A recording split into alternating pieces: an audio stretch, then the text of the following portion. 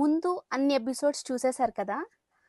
ఇప్పుడు చాలా important and main episode. టైటిల్లో ద రిటర్న్ అని నేను చెప్పాను. ద రిటర్న్ అంటే it's not what you think of. అంటే తిరువన్నామలై టు హైదరాబాద్ వచ్చే రిటర్న్ కాదు. ఆ టైటిల్ మీనింగ్ అర్థం కావాలి అంటే వీడియో ఎండ్ దాకా ఖచ్చితంగా చూడాలి. చాలా ఇంట్రెస్టింగ్గా ఉంటుంది అండ్ చాలా మీనింగ్ఫుల్గా కూడా ఉంటుంది. సో నాకున్న మెయిన్ ప్రాబ్లం ఏంటంటే ఏదన్నా విషయం జరిగినప్పుడు కావాల్సిన దానికన్నా ఒక 10% ఎక్కువ ఆలోచించడం నా మెయిన్ ప్రాబ్లం.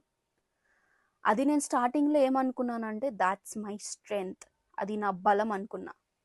పోను పోను ఏమైంది అంటే నాకే అనిపించింది మేబీ అంతా ఆలోచించడం it's not good for me అని. అదేనండి, ఓవర్ థింకింగ్ ఒక మాటలో. కానీ ఈ థింకింగ్ నాకు ఒక విషయంలో చాలా హెల్ప్ చేసింది.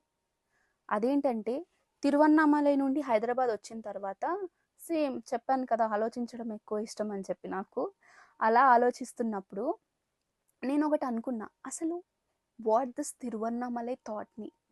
నేను ఏం నేర్చుకున్నా తిరువన్నామలై నుండి, అక్కడ నుండి వెళ్ళొచ్చినాక నాలో ఏం చేంజెస్ ఉన్నాయి అన్నదాన్ని నేను కూర్చొని ఆలోచిస్తున్నప్పుడు చాలా బ్యూటిఫుల్ మీనింగ్ నాకే అర్థమైంది. అది నేను నా డైరీలో నోట్ చేసుకున్నా. అదేంటంటే just live the moment you have. No past, no future, just the present moment. నీ పని ప్రజెంట్లో కరెక్ట్గా చేసావంటే పాస్ట్లో నువ్వు చేసిన తప్పులకి you will never feel regretted. అలాగే ఫ్యూచర్ గురించి టెన్షన్ పడక్కర్లేదు.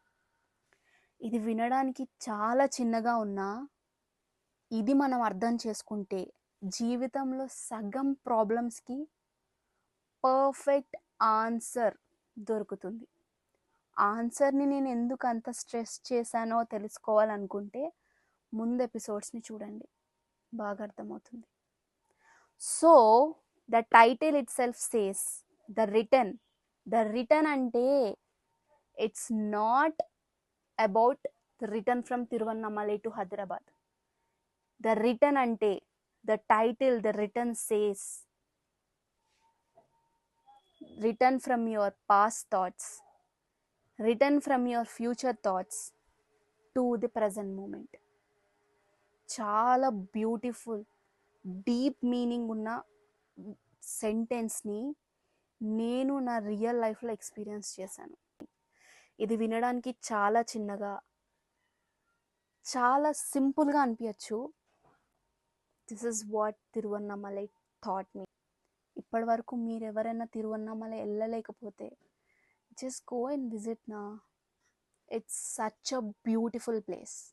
నేచర్ పరంగా సీనరీస్ పరంగానే కాకుండా మీలో మీకు ఒక అద్భుతమైన చేంజ్ని తీసుకురావాలంటే you need to visit Tiruvannamalai. చాలా మంచి ప్లేస్. అందరి ఎక్స్పీరియన్స్ ఒకేలా ఉండదు. మీకు కూడా ఇలాంటి ఏమైనా ఎక్స్పీరియన్స్ ఉంటే either it be Tiruvannamalai or any other place, just let me know in the comment box. నేను కంపల్సరీ అది చదివి మీ స్టోరీని నేను ఎక్స్ప్లెయిన్ చేస్తాను. So this is all about my own experience of visiting Tiruvannamalai for the first ever time. My own experience, raw, real and true, no scripted and no filter. మీకు నచ్చింది అని నేను అనుకుంటున్నాను. I hope that you went into the loop of Tiruvannamalai like how I went. And నేను నేర్చుకున్న చిన్న చిన్న life lessons మీకు అర్థమయ్యాయని ఫీల్ అవుతున్నా. I hope you liked it. మరి ఇంకెందుకు లేట్, యాజ్ యూజువల్.